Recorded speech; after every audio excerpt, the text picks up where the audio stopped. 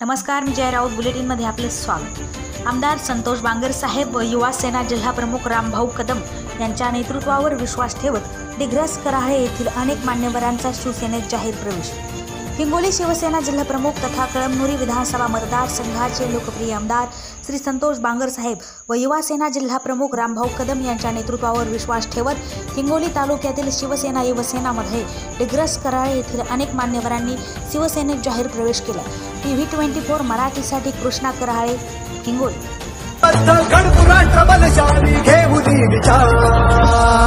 आली शिवसेना शिवसेना आली शिवसेना शिवसेना आली छत्रपती शिवाजी महाराज की जय भवानी सरसेनापती बाळासाहेब ठाकरे यांचा एकनाथ शिंदे साहेब तुम्हारे बडो